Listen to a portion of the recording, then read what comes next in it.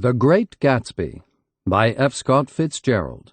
Read by William Hope. Then wear the gold hat, if that will move her. If you can bounce high, bounce for her, too. Till she cry, lover, gold-hatted, high-bouncing lover, I must have you. Thomas Park D'Invilliers. Chapter 1. In my younger and more vulnerable years, my father gave me some advice that I've been turning over in my mind ever since. Whenever you feel like criticizing anyone, he told me, just remember that all the people in this world haven't had the advantages that you've had. He didn't say any more, but we've always been unusually communicative in a reserved way, and I understood that he meant a great deal more than that. In consequence, I'm inclined to reserve all judgments, a habit that has opened up many curious natures to me, and also made me the victim of not a few veteran bores. The abnormal mind is quick to detect and attach itself to this quality when it appears in a normal person, and so it came about that in college I was unjustly accused of being a politician, because I was privy to the secret griefs of wild, unknown men. Most of the confidences were unsought. Frequently I have feigned sleep, preoccupation, or a hostile levity when I realized by some unmistakable sign that an intimate revelation was quivering on the horizon, for the intimate revelations of young men, or at least the terms in which they express them, are usually plagiaristic and marred by obvious suppressions. Reserving judgments is a matter of infinite hope. I am still a little afraid of missing something if I forget that, as my father snobbishly suggested, and I snobbishly repeat, a sense of the fundamental decencies is parceled out unequally at birth. And after boasting this way of my tolerance, I come to the admission that it has a limit. Conduct may be founded on the hard rock or the wet marshes, but after a certain point I don't care what it's founded on. When I came back from the East last autumn, I felt that I wanted the world to be in uniform and at a sort of moral attention forever. I wanted no more riotous excursions with privileged glimpses into the human heart. Only Gatsby, the man who gives his name to this book, was exempt from my reaction. Gatsby, who represented everything for which I have an unaffected scorn. If personality is an unbroken series of successful gestures, then there was something gorgeous about him, some heightened sensitivity to the promises of life, as if he were related to one of those intricate machines that register earthquakes 10,000 miles away. This responsiveness had nothing to do with that flabby impressionability which is dignified under the name of the creative temperament. It was an extraordinary gift for hope, a romantic readiness such as I have never found in any other person, and which it is not likely I shall ever find again. No, Gatsby turned out all right at the end. It is what preyed on Gatsby, what foul dust floated in the wake of his dreams, that temporarily closed out my interest in the abortive sorrows and short-winded elations of men.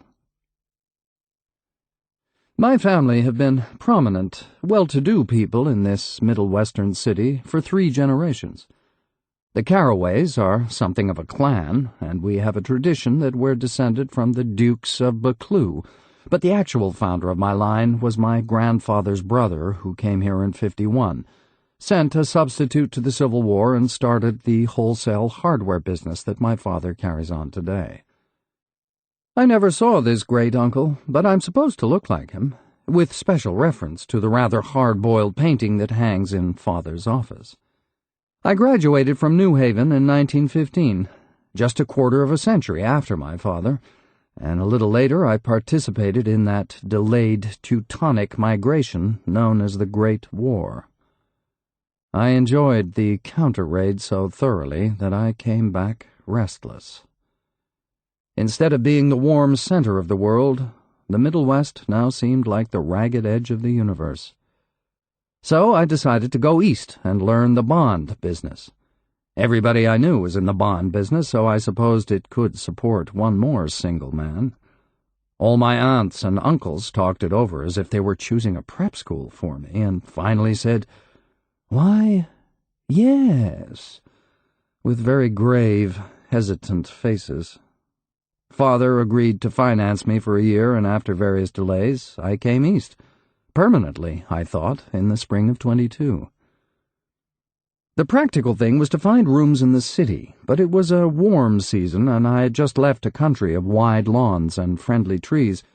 So when a young man at the office suggested that we take a house together in a commuting town, it sounded like a great idea. He found the house, a weather-beaten cardboard bungalow at $80 a month, but at the last minute the firm ordered him to Washington, and I went out to the country alone. I had a dog, at least I had him for a few days until he ran away, and an old Dodge, and a Finnish woman who made my bed and cooked breakfast and muttered Finnish wisdom to herself over the electric stove. It was lonely for a day or so, until one morning some man, more recently arrived than I, stopped me on the road. "How do you get to West Egg Village?" he asked helplessly. I told him, and as I walked on, I was lonely no longer. I was a guide, a pathfinder, an original settler. He had casually conferred on me the freedom of the neighborhood. And so with the sunshine and the great bursts of leaves growing on the trees, just as things grow in fast movies, I had that familiar conviction that life was beginning over again with the summer. There was so much to read, for one thing, and so much fine health to be pulled down out of the young, breath-giving air. I bought a dozen volumes on banking and credit and investment securities, and they stood on my shelf in red and gold like new money from the mint, promising to unfold the shining secrets that only Midas and Morgan and Maecenas knew. And I had the high intention of reading many other books besides. I was rather literary in college. One year I wrote a series of very solemn and obvious editorials for the Yale News, and now I was going to bring back all such things into my life and become again that most limited of all specialists, the well-rounded man. This isn't just an epigram. Life is much more successfully looked at from a single window, after all. It was a matter of chance that I should have rented a house in one of the strangest communities in North America. It was on that slender, riotous island which extends itself due east of New York, and where there are, among other natural curiosities, two unusual formations of land. 20 miles from the city, a pair of enormous eggs, identical in contour and separated only by a courtesy bay, jut out into the most domesticated body of salt water in the Western Hemisphere, the great wet barnyard of Long Island Sound. They are not perfect ovals. Like the egg in the Columbus story, they are both crushed flat at the contact end, but their physical resemblance must be a source of perpetual confusion to the gulls that fly overhead. To the wingless, a more arresting phenomenon is their dissimilarity in every particular except shape and size. I lived at West Egg, the less fashionable of the two, though this is a most superficial tag to express the bizarre and not a little sinister contrast between them. My house was at the very tip of the egg, only 50 yards from the Sound, and squeezed between two huge places that rented for $12,000 or $15,000 a season. The one on my right was a colossal affair by any standard. It was a factual imitation of some Hôtel de Ville in Normandy, with a tower on one side, spanking new under a thin beard of raw ivy, and a marble swimming pool and more than 40 acres of lawn and garden. It was Gatsby's mansion. Or rather, as I didn't know Mr. Gatsby, it was a mansion inhabited by a gentleman of that name.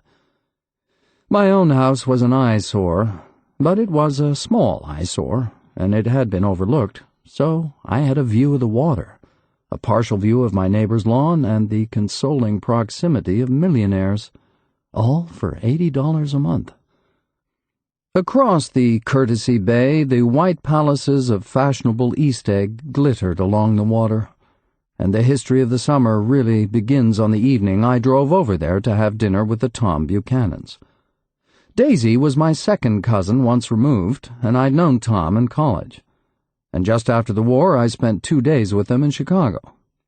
Her husband, among various physical accomplishments, had been one of the most powerful ends that ever played football at New Haven, a national figure in a way, one of those men who reach such an acute, limited excellence at 21 that everything afterwards savors of anticlimax. His family were enormously wealthy. Even in college, his freedom with money was a matter for reproach. But now he'd left Chicago and come east in a fashion that rather took your breath away. For instance, he'd brought down a string of polo ponies from Lake Forest. It was hard to realize that a man in my own generation was wealthy enough to do that. Why they came east, I don't know. They had spent a year in France, for no particular reason, and then drifted here and there unrestfully wherever people played polo and were rich together. This was a permanent move, said Daisy over the telephone, but I didn't believe it. I had no sight into Daisy's heart, but I felt that Tom would drift on forever, seeking a little wistfully for the dramatic turbulence of some irrecoverable football game. And so it happened that on a warm, windy evening I drove over to East Egg to see 2 old friends whom I scarcely knew at all. Their house was even more elaborate than I expected, a cheerful red and white Georgian colonial mansion overlooking the bay. The lawn started at the beach and ran toward the front door for a quarter of a mile, jumping over sundials and brick walks and burning gardens. Finally, when it reached the house, drifting up the side in bright vines as though from the momentum of its run. The front was broken by a line of French windows, glowing now with reflected gold, and wide open to the warm, windy afternoon, and Tom Buchanan in riding clothes was standing with his legs apart on the front porch. He had changed since his New Haven years. Now he was a sturdy, straw-haired man of 30 with a rather hard mouth and a supercilious manner. 2 shining, arrogant eyes had established dominance over his face and gave him the appearance of always leaning aggressively forward. Not even the effeminate swank of his riding clothes could hide the enormous power of that body.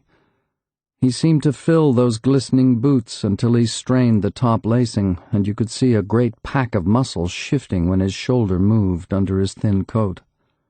It was a body capable of enormous leverage, a cruel body. His speaking voice, a gruff, husky tenor, added to the impression of fractiousness he conveyed.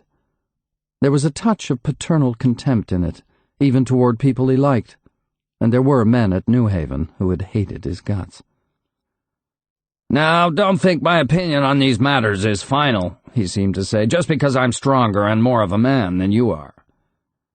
We were in the same senior society, and while we were never intimate, I always had the impression that he approved of me and wanted me to like him with some harsh, defiant wistfulness of his own. We talked for a few minutes on the sunny porch. "I've got a nice place here," he said, his eyes flashing about restlessly. Turning me around by one arm, he moved a broad, flat hand along the front vista, including in its sweep a sunken Italian garden, a half-acre of deep, pungent roses, and a snub-nosed motorboat that bumped the tide offshore. "It belonged to Domain, the oil man." He turned me around again, politely and abruptly. "We'll go inside." We walked through a high hallway into a bright, rosy-colored space, fragilely bound into the house by French windows at either end. The windows were ajar and gleaming white against the fresh grass outside that seemed to grow a little way into the house. A breeze blew through the room, blew curtains in at one end and out the other like pale flags, twisting them up toward the frosted wedding cake of the ceiling, and then rippled over the wine-colored rug, making a shadow on it as wind does on the sea. The only completely stationary object in the room was an enormous couch on which two young women were buoyed up as though upon an anchored balloon. They were both in white, and their dresses were rippling and fluttering as if they had just been blown back in after a short flight around the house. I must have stood for a few moments listening to the whip and snap of the curtains and the groan of a picture on the wall. Then there was a boom as Tom Buchanan shut the rear windows, and the caught wind died out about the room, and the curtains and the rugs, and the two young women ballooned slowly to the floor. The younger of the two was a stranger to me. She was extended full length at her end of the divan, completely motionless and with her chin raised a little as if she were balancing something on it, which was quite likely to fall. If she saw me out of the corner of her eyes, she gave no hint of it. Indeed, I was almost surprised into murmuring an apology for having disturbed her by coming in. The other girl, Daisy, made an attempt to rise. She leaned slightly forward with a conscientious expression. Then she laughed, an absurd, charming little laugh, and I laughed too and came forward into the room. "I'm paralyzed with happiness." She laughed again, as if she had said something very witty, and held my hand for a moment, looking up into my face, promising that there was no one in the world she so much wanted to see. There was a way she had. She hinted in a murmur that the surname of the balancing girl was Baker. I've heard it said that Daisy's murmur was only to make people lean toward her, an irrelevant criticism that made it no less charming.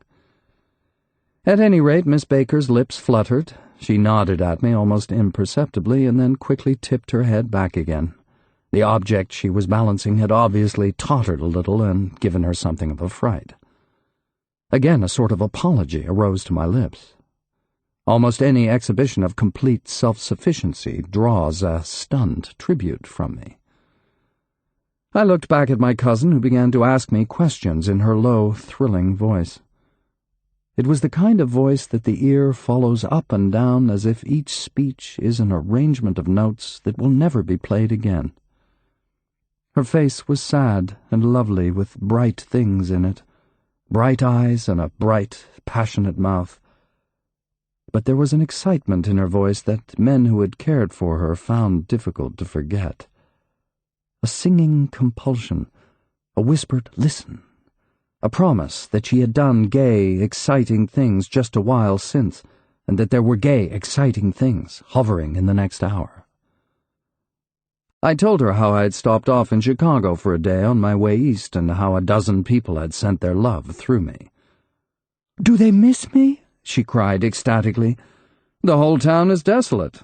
All the cars have the left rear wheel painted black as a mourning wreath, and there's a persistent wail all night along the North Shore." "How gorgeous! Let's go back, Tom, tomorrow." Then she added irrelevantly, "You ought to see the baby." "I'd like to." "She's asleep. She's 2 years old. Haven't you ever seen her?" "Never." "Well, you ought to see her. She's—" Tom Buchanan, who had been hovering restlessly about the room, stopped and rested his hand on my shoulder. "What you doing, Nick?" "I'm a bond man." "Who with?" I told him. "Never heard of them," he remarked decisively. This annoyed me.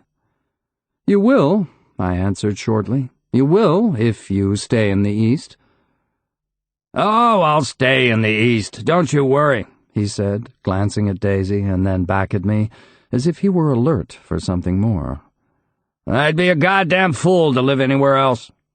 At this point, Miss Baker said, "Absolutely," with such suddenness that I started. It was the first word she uttered since I came into the room. Evidently it surprised her as much as it did me, for she yawned and with a series of rapid, deft movements stood up into the room. "I'm stiff," she complained. "I've been lying on that sofa for as long as I can remember." "Don't look at me," Daisy retorted. "I've been trying to get you to New York all afternoon." "No, thanks," said Miss Baker to the 4 cocktails just in from the pantry. "I'm absolutely in training." Her host looked at her incredulously. You are.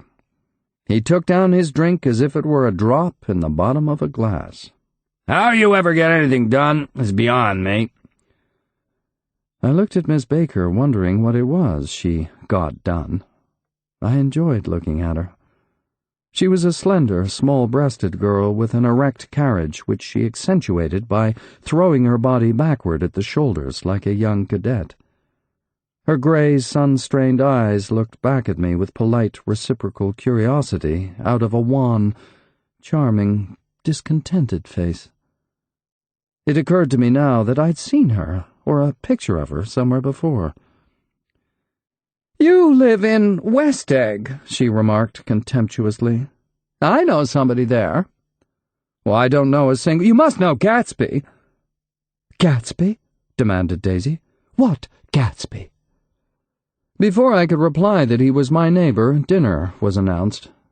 Wedging his tense arm imperatively under mine, Tom Buchanan compelled me from the room as though he were moving a checker to another square.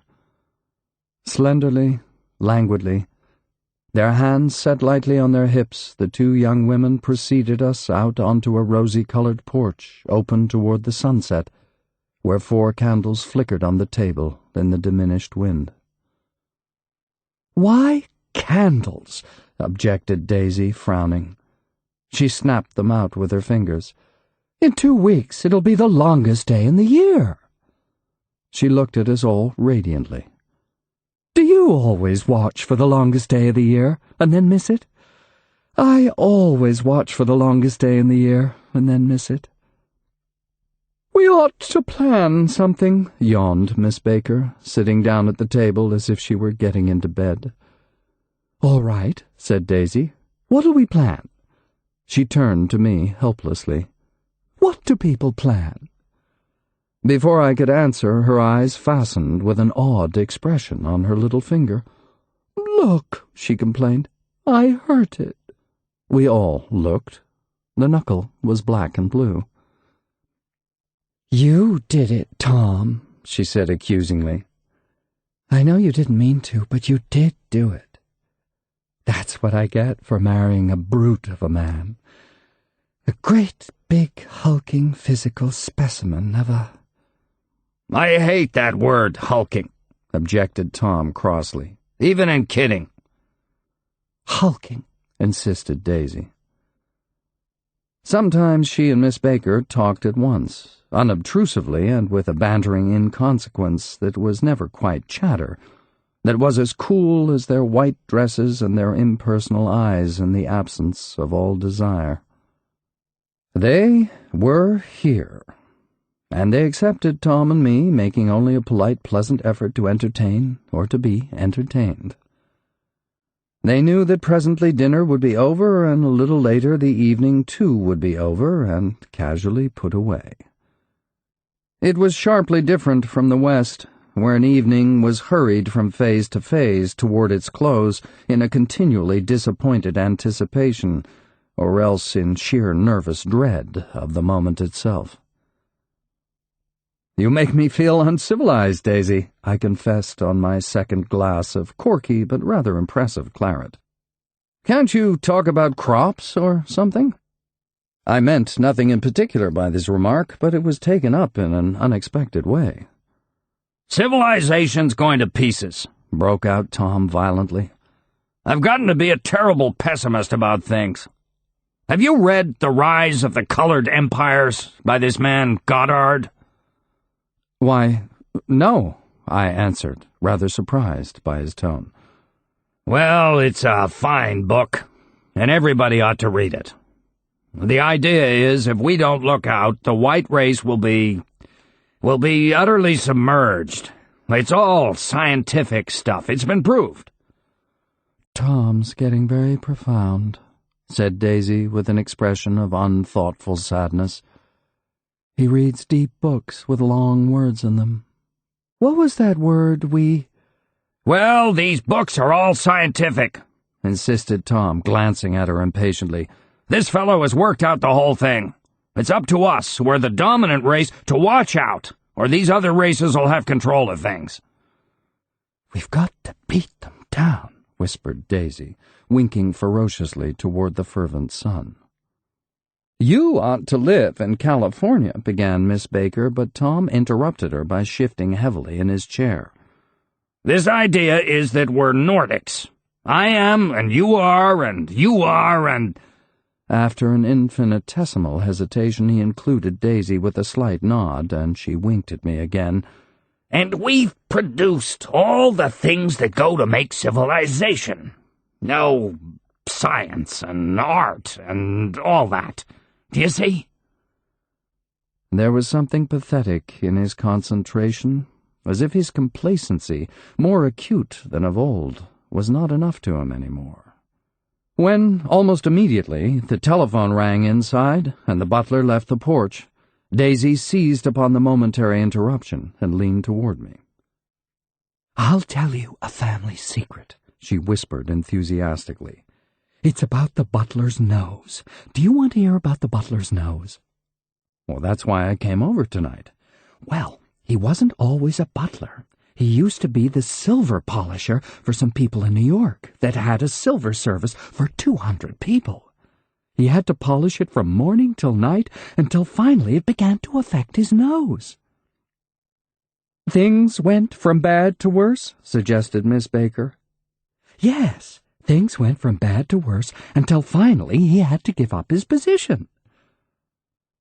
For a moment the last sunshine fell with romantic affection upon her glowing face. Her voice compelled me forward breathlessly as I listened. Then the glow faded, each light deserting her with lingering regret, like children leaving a pleasant street at dusk. The butler came back and murmured something close to Tom's ear, whereupon Tom frowned, pushed back his chair, and without a word went inside. As if his absence quickened something within her, Daisy leaned forward again, her voice glowing and singing. "I love to see you at my table, Nick. You remind me of a rose, an absolute rose, doesn't he?" She turned to Miss Baker for confirmation. "An absolute rose?" This was untrue. I am not even faintly like a rose. She was only extemporizing, but a stirring warmth flowed from her, as if her heart was trying to come out to you, concealed in one of those breathless, thrilling words. Then suddenly she threw her napkin on the table and excused herself, and went into the house. Miss Baker and I exchanged a short glance, consciously devoid of meaning. I was about to speak when she sat up alertly and said, "Shh," in a warning voice. A subdued, impassioned murmur was audible in the room beyond, and Miss Baker leaned forward, unashamed, trying to hear. The murmur trembled on the verge of coherence, sank down, mounted excitedly, and then ceased altogether. "This Mr. Gatsby you spoke of is my neighbor," I said. "Don't talk. I want to hear what happens." "Is something happening?" I inquired innocently. "You mean to say you don't know?" said Miss Baker, honestly surprised. "I thought everybody knew." "Oh, I don't." "Why," she said hesitantly, "Tom's got some woman in New York." "Got some woman?" I repeated blankly. Miss Baker nodded. "She might have the decency not to telephone him at dinner time. Don't you think?" Almost before I had grasped her meaning, there was the flutter of a dress and the crunch of leather boots, and Tom and Daisy were back at the table. "It couldn't be helped," cried Daisy with tense gaiety. She sat down, glanced searchingly at Miss Baker, and then at me, and continued. "I looked outdoors for a minute, and it's very romantic outdoors. There's a bird on the lawn that I think must be a nightingale come over on the Cunard or White Star Line. He's singing away," her voice sang. "It's romantic, isn't it, Tom?" "Very romantic," he said, and then miserably to me, "If it's light enough after dinner, I want to take you down to the stables." The telephone rang inside startlingly, and as Daisy shook her head decisively at Tom, the subject of the stables, in fact all subjects, vanished into air. Among the broken fragments of the last 5 minutes at table, I remember the candles being lit again, pointlessly, and I was conscious of wanting to look squarely at everyone, and yet to avoid all eyes. I couldn't guess what Daisy and Tom were thinking, but I doubt if even Miss Baker, who seemed to have mastered a certain hardy skepticism, was able utterly to put this fifth guest's shrill metallic urgency out of mind. To a certain temperament, the situation might have seemed intriguing. My own instinct was to telephone immediately for the police. The horses, needless to say, were not mentioned again. Tom and Miss Baker, with several feet of twilight between them, strolled back into the library, as if to a vigil beside a perfectly tangible body, while, trying to look pleasantly interested and a little deaf, I followed Daisy around a chain of connecting verandas to the porch in front. In its deep gloom, we sat down side by side on a wicker settee. Daisy took her face in her hands, as if feeling its lovely shape, and her eyes moved gradually out into the velvet dusk. I saw that turbulent emotions possessed her, so I asked what I thought would be some sedative questions about her little girl. "We don't know each other very well, Nick," she said suddenly, "even if we are cousins. You didn't come to my wedding." "I wasn't back from the war." "That's true." She hesitated. "Well, I've had a very bad time, Nick, and I'm pretty cynical about everything." Evidently, she had reason to be. I waited, but she didn't say any more, and after a moment I returned rather feebly to the subject of her daughter.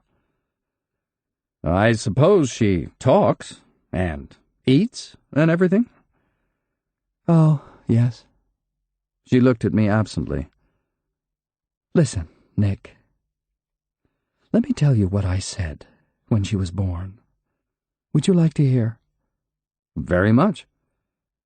"It'll show you how I've gotten to feel about things. Well, she was less than an hour old, and Tom was God knows where. I woke up out of the ether with an utterly abandoned feeling, and asked the nurse right away if it was a boy or a girl. She told me it was a girl, and so I turned my head away and wept. 'All right,' I said. 'I'm glad it's a girl. And I hope she'll be a fool. That's the best thing a girl can be in this world. A beautiful little fool.' You see, I think everything's terrible anyhow," she went on in a convinced way. "Everybody thinks so, the most advanced people, and I know. I've been everywhere and seen everything and done everything."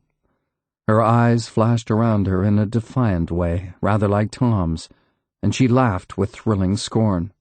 "Sophisticated? God, I'm sophisticated." The instant her voice broke off, ceasing to compel my attention, my belief, I felt the basic insincerity of what she had said. It made me uneasy, as though the whole evening had been a trick of some sort to exact a contributory emotion from me. I waited, and sure enough, in a moment she looked at me with an absolute smirk on her lovely face, as if she had asserted her membership in a rather distinguished secret society to which she and Tom belonged. Inside, the crimson room bloomed with light. Tom and Miss Baker sat at either end of the long couch, and she read aloud to him from the Saturday Evening Post, the words, murmurous and uninflected, running together in a soothing tune. The lamplight, bright on his boots and dull on the autumn leaf yellow of her hair, glinted along the paper as she turned a page with a flutter of slender muscles in her arms. When we came in, she held us silent for a moment with a lifted hand. "To be continued," she said, tossing the magazine on the table, "in our very next issue." Her body asserted itself with a restless movement of her knee, and she stood up. 10 o'clock, she remarked, apparently finding the time on the ceiling. "Time for this good girl to go to bed." Jordan's going to play in the tournament tomorrow," explained Daisy, "over at Westchester." "Oh, you're Jordan Baker." I knew now why her face was familiar. Its pleasing, contemptuous expression had looked out at me from many rotogravure pictures of the sporting life at Asheville and Hot Springs and Palm Beach.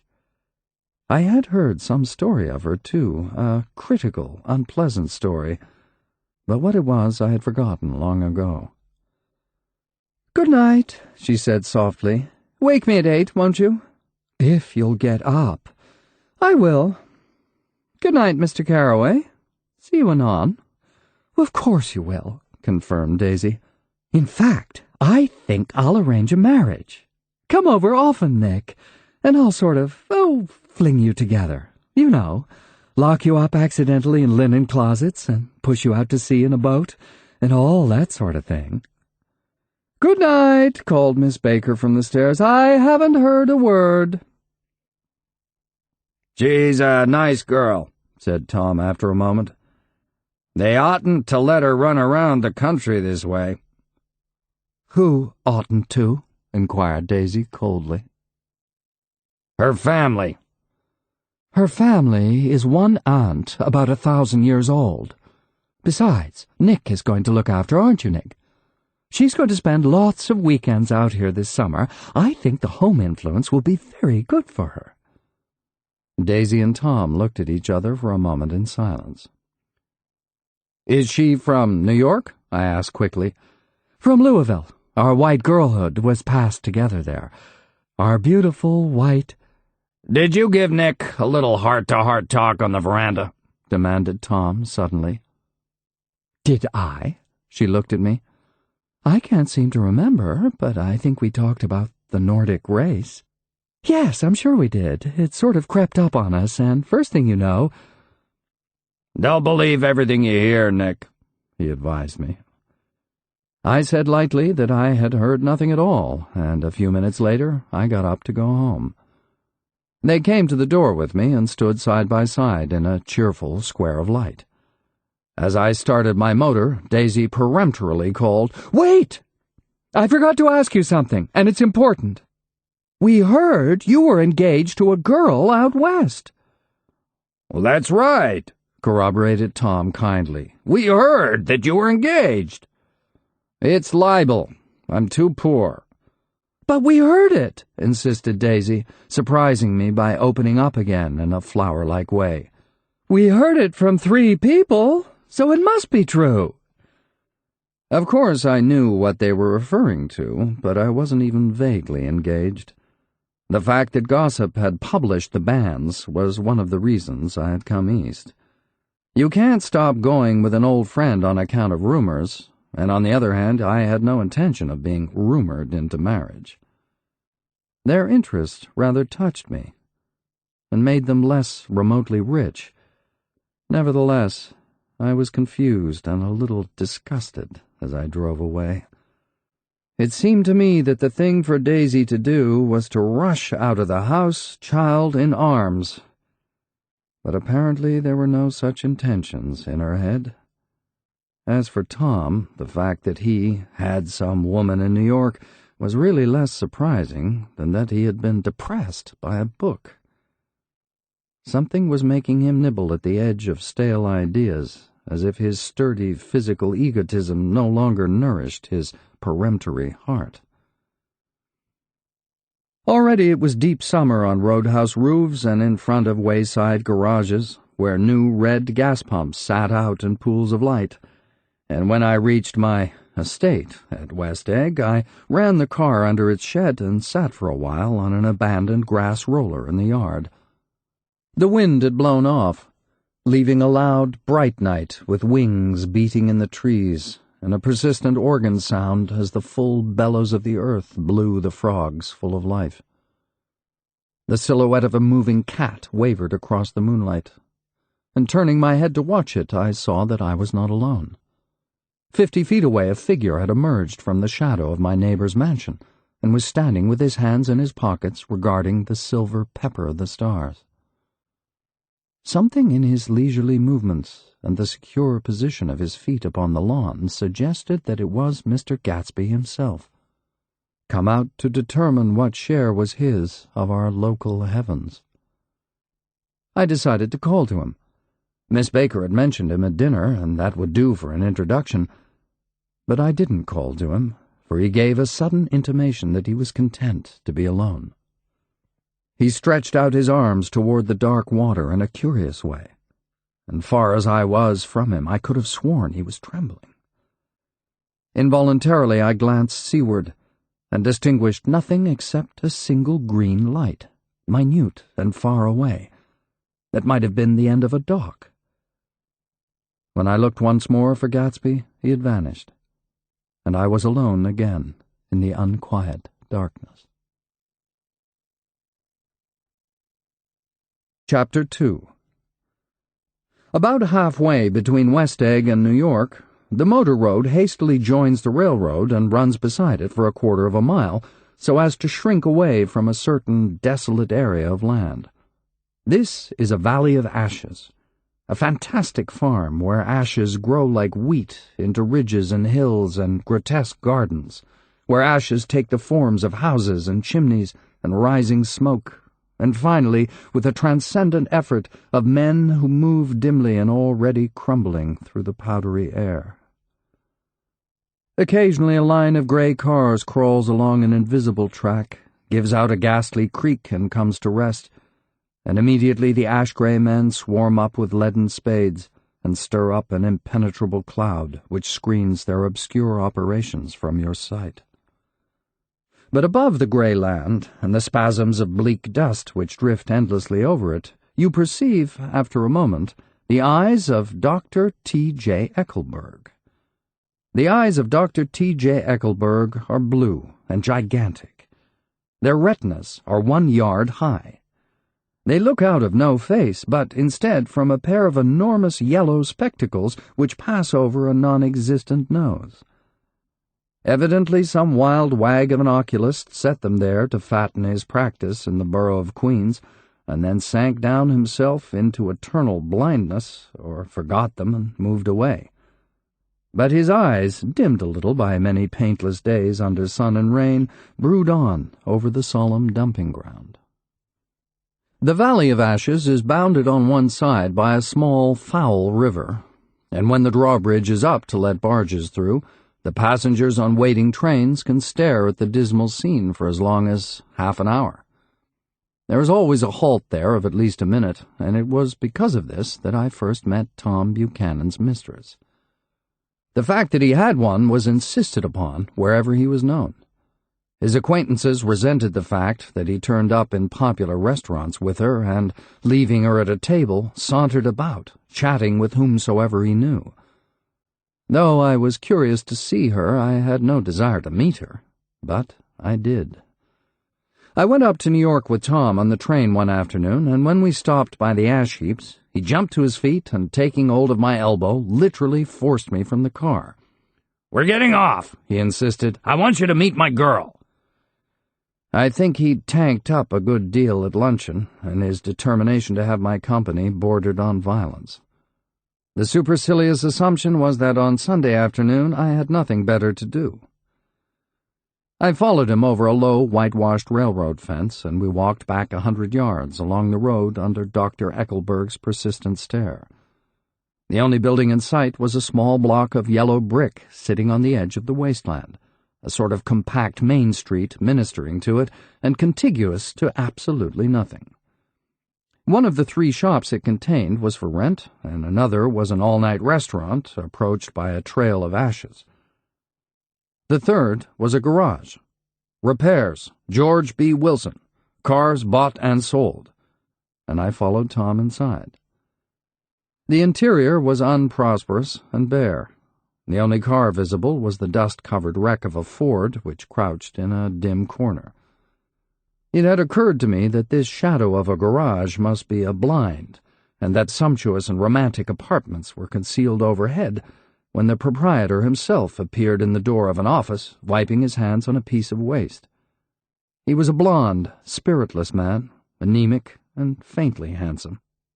When he saw us, a damp gleam of hope sprang into his light blue eyes. "Hello, Wilson, old man," said Tom, slapping him jovially on the shoulder. "How's business?" I can't complain, answered Wilson unconvincingly. When are you going to sell me that car? "Next week. I got my man working on it now." Works pretty slow, don't he? "No, he doesn't," Tom said coldly. "And if you feel that way about it, maybe I better sell it somewhere else after all." Well, I don't mean that, explained Wilson quickly. I just meant— His voice faded off, and Tom glanced impatiently around the garage. Then I heard footsteps on his stairs, and in a moment the thickish figure of a woman blocked out the light from the office door. She was in the middle 30s, and faintly stout, but she carried her surplus flesh sensuously, as some women can. Her face, above a spotted dress of dark blue crepe de chine, contained no facet or gleam of beauty, but there was an immediately perceptible vitality about her, as if the nerves of her body were continually smoldering. She smiled slowly, and walking through her husband as if he were a ghost, shook hands with Tom, looking him flush in the eye. Then she wet her lips, and without turning around spoke to her husband in a soft, coarse voice. "Get some chairs, why don't you, so somebody can sit down?" "Oh, sure," agreed Wilson hurriedly, and went toward the little office, mingling immediately with the cement color of the walls. A white ashen dust veiled his dark suit and his pale hair as it veiled everything in the vicinity except his wife, who moved close to Tom. "I want to see you," said Tom intently. "Get in the next train." "All right." "I'll meet you by the newsstand on the lower level." She nodded and moved away from him just as George Wilson emerged with 2 chairs from his office door. We waited for her down the road and out of sight. It was a few days before the 4th of July, and a gray, scrawny Italian child was setting torpedoes in a row along the railroad track. "Terrible place, isn't it?" said Tom, exchanging a frown with Dr. Eckelberg. "Awful. It does her good to get away." "Doesn't her husband object?" "Wilson? He thinks she goes to see her sister in New York. He's so dumb he doesn't know he's alive." So Tom Buchanan and his girl and I went up together to New York, or not quite together, for Mrs. Wilson sat discreetly in another car. Tom deferred that much to the sensibilities of those East Eggers who might be on the train. She had changed her dress to a brown-figured muslin which stretched tight over her rather wide hips as Tom helped her to the platform in New York. At the newsstand she bought a copy of Town Tattle and a moving picture magazine, and in the station drugstore some cold cream and a small flask of perfume.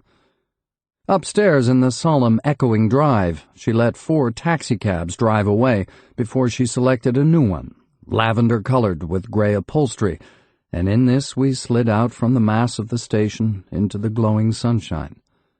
But immediately she turned sharply from the window and, leaning forward, tapped on the front glass. "I want to get one of those dogs," she said earnestly. "I want to get one for the apartment. They're nice to have, a dog." We backed up to a gray old man who bore an absurd resemblance to John D. Rockefeller. In a basket swung from his neck cowered a dozen very recent puppies of an indeterminate breed. "What kind are they?" asked Mrs. Wilson eagerly as he came to the taxi window.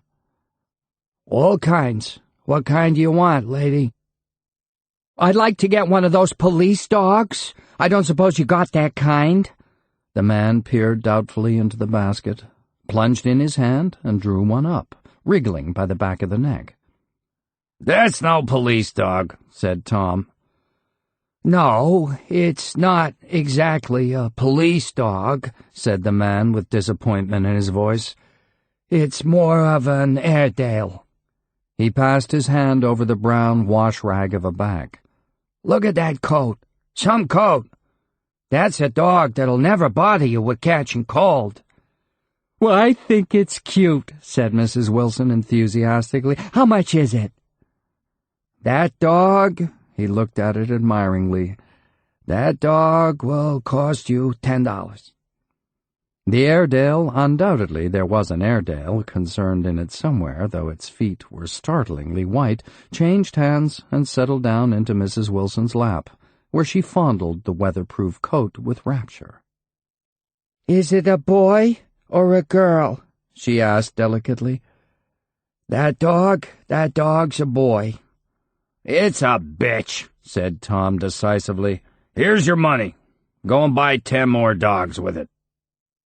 We drove over to Fifth Avenue, so warm and soft, almost pastoral on this summer Sunday afternoon that I wouldn't have been surprised to see a great flock of white sheep turn the corner.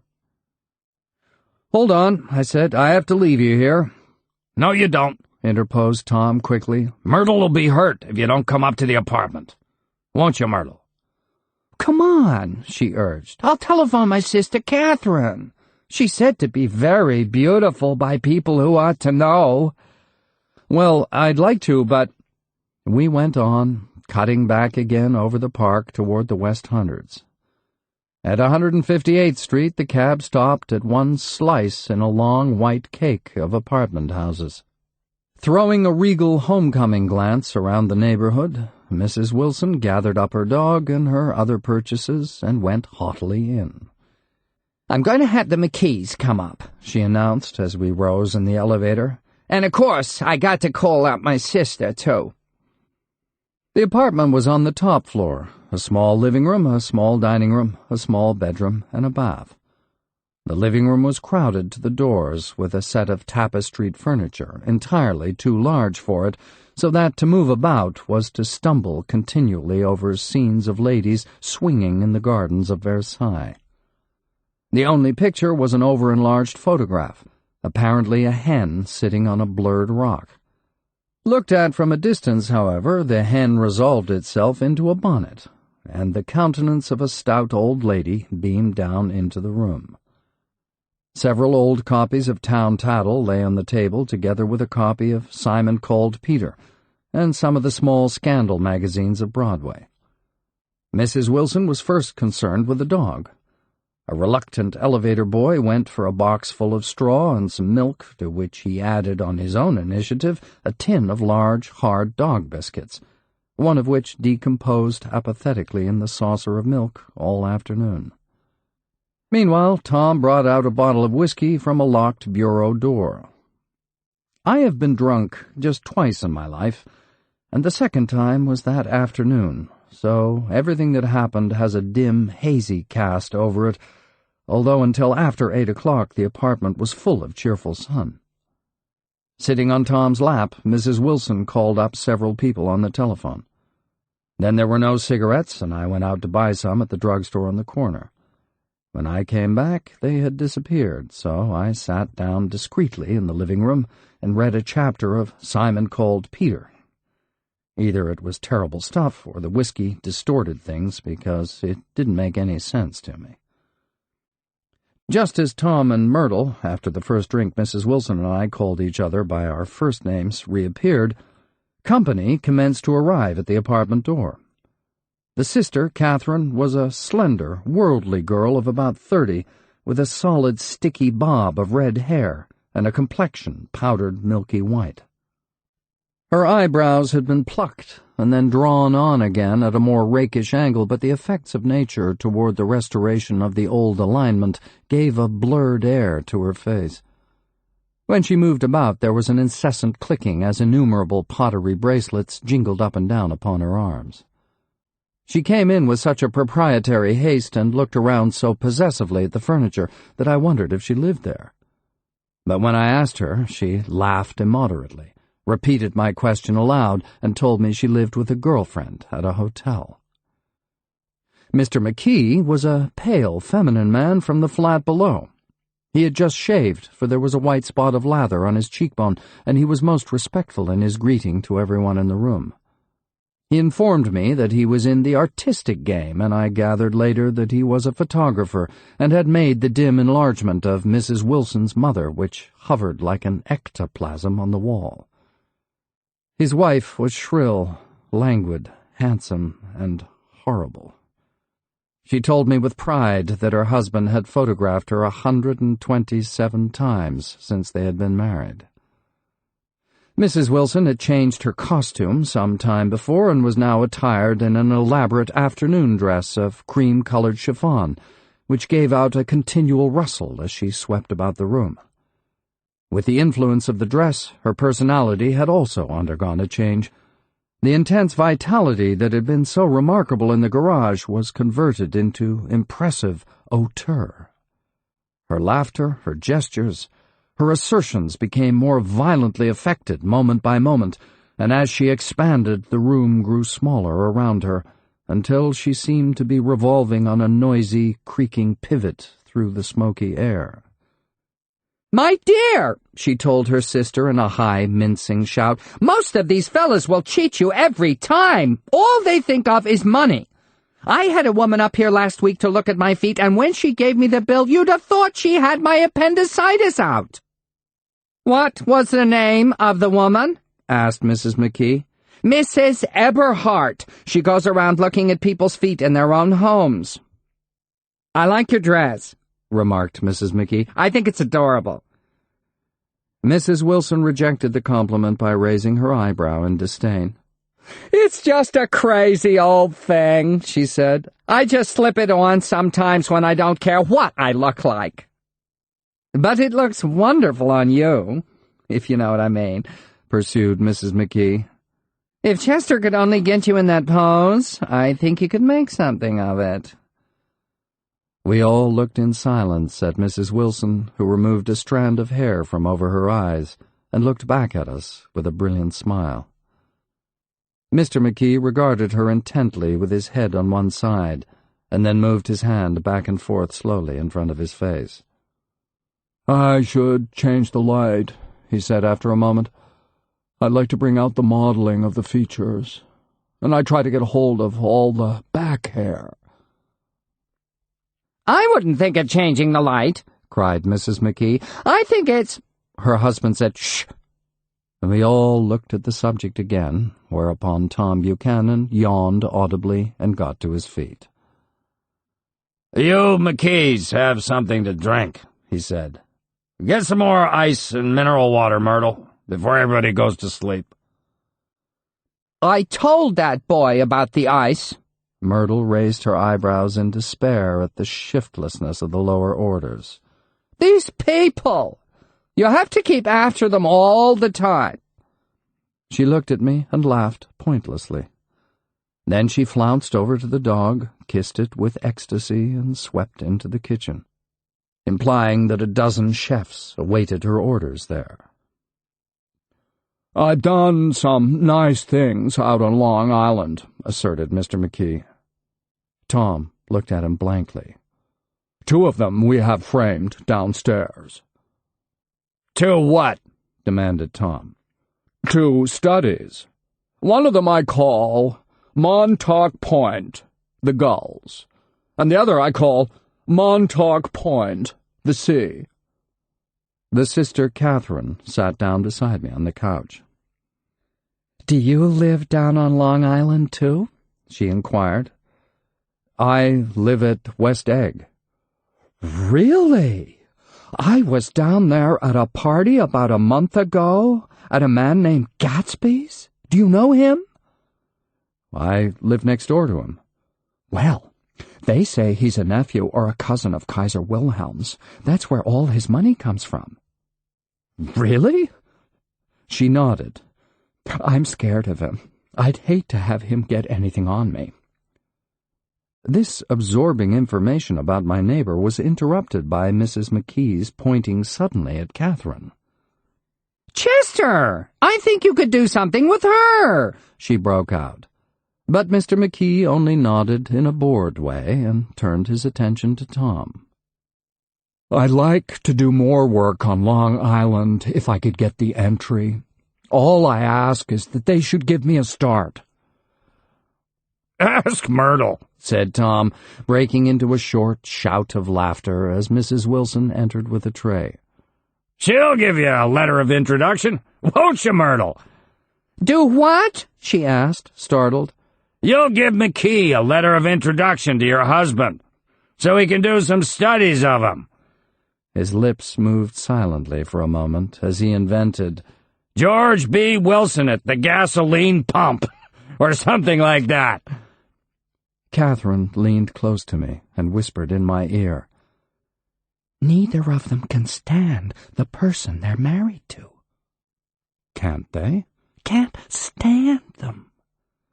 She looked at Myrtle and then at Tom. What I say is, why go on living with them if they can't stand them? If I was them, I'd get a divorce and get married to each other right away. Doesn't she like Wilson either? The answer to this was unexpected. It came from Myrtle, who had overheard the question, and it was violent and obscene. You see? Cried Catherine triumphantly. She lowered her voice again. It's really his wife that's keeping them apart.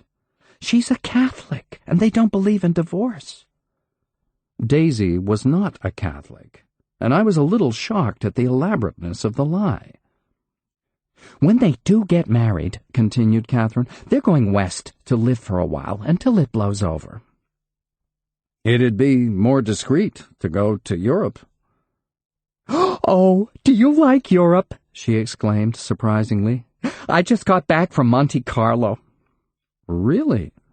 Just last year, I went over there with another girl. Stay long? No, we just went to Monte Carlo and back. We went by way of Marseille.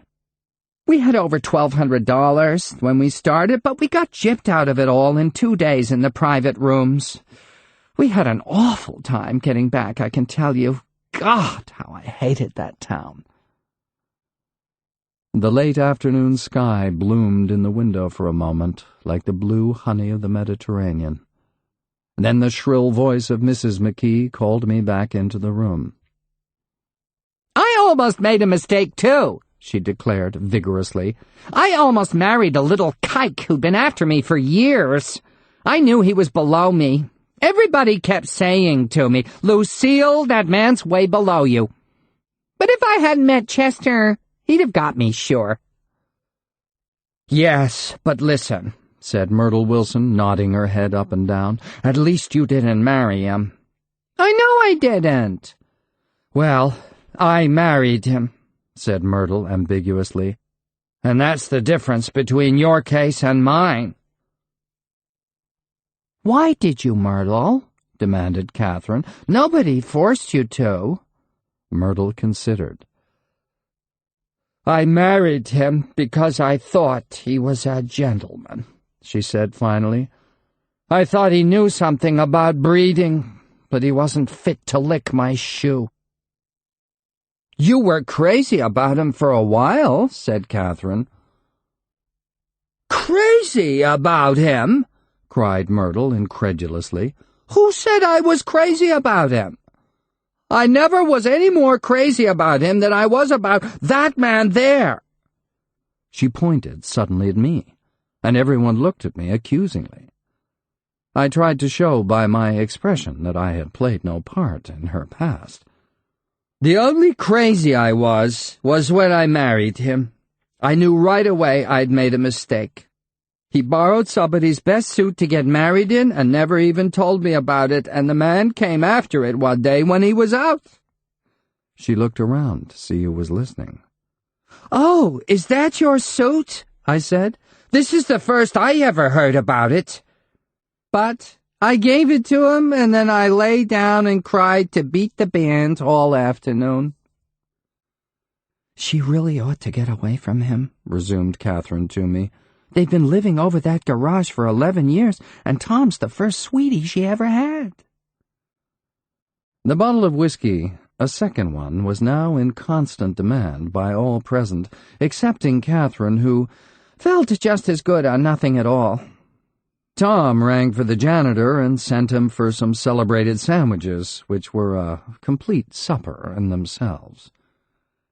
I wanted to get out and walk eastward toward the park through the soft twilight, but each time I tried to go, I became entangled in some wild, strident argument which pulled me back, as if with ropes, into my chair. Yet high over the city our line of yellow windows must have contributed their share of human secrecy to the casual watcher in the darkening streets. And I was him too, looking up and wondering. I was within and without, simultaneously enchanted and repelled by the inexhaustible variety of life. Myrtle pulled her chair close to mine, and suddenly her warm breath poured over me the story of her first meeting with Tom. It was on the two little seats facing each other that are always the last ones left on the train. I was going up to New York to see my sister and spend the night. He had on a dress suit and patent leather shoes, and I couldn't keep my eyes off him, but every time he looked at me I had to pretend to be looking at the advertisement over his head. When we came into the station, he was next to me and his white shirt front pressed against my arm, and so I told him I'd have to call a policeman, but he knew I lied. I was so excited that when I got into a taxi with him, I didn't hardly know I wasn't getting into a subway train. All I kept thinking about over and over was, you can't live forever. You can't live forever. She turned to Mrs. McKee, and the room rang full of her artificial laughter. "My dear," she cried, "I'm going to give you this dress as soon as I'm through with it. I've got to get another one tomorrow. I'm going to make a list of all the things I've got to get. A massage, and a wave, and a collar for the dog, and one of those cute little ashtrays where you touch a spring, and a wreath with a black silk bow for Mother's grave that'll last all summer. I got to write down a list so I won't forget all the things I've got to do." It was 9 o'clock. Almost immediately afterward, I looked at my watch and found it was 10. Mr. McKee was asleep on a chair with his fists clenched in his lap like a photograph of a man of action. Taking out my handkerchief, I wiped from his cheek the remains of the spot of dried lather that had worried me all the afternoon. The little dog was sitting on the table, looking with blind eyes through the smoke, and from time to time groaning faintly. People disappeared, reappeared, made plans to go somewhere, and then lost each other, searched for each other, found each other a few feet away. Sometime toward midnight, Tom Buchanan and Mrs. Wilson stood face to face, discussing in impassioned voices whether Mrs. Wilson had any right to mention Daisy's name. "Daisy, Daisy, Daisy!" shouted Mrs. Wilson. "I'll say it whenever I want to. Daisy, Making a short, deft movement, Tom Buchanan broke her nose with his open hand. Then there were bloody towels upon the bathroom floor, and women's voices scolding, and high over the confusion a long, broken wail of pain. Mr. McKee awoke from his doze and started in a daze toward the door. When he had gone halfway, he turned around and stared at the scene. His wife and Catherine scolding and consoling as they stumbled here and there among the crowded furniture with articles of aid, and the despairing figure on the couch bleating fluently and trying to spread a copy of town tattle over the tapestry scenes of Versailles. Then Mr. McKee turned and continued on out the door. Taking my hat from the chandelier, I followed. "Come to lunch some day," he suggested as we groaned down in the elevator. "Where?" "Anywhere." "Keep your hands off the lever," snapped the elevator boy. "I beg your pardon," said Mr. McKee with dignity. "I didn't know I was touching it." "All right," I agreed. "I'll be glad to." I was standing beside his bed, and he was sitting up between the sheets, clad in his underwear with a great portfolio in his hands. "Beauty and the Beast, Loneliness, Old Grocery Horse, Brooklyn Bridge. Then I was lying half asleep in the cold lower level of the Pennsylvania station, staring at the morning Tribune and waiting for the 4 o'clock train.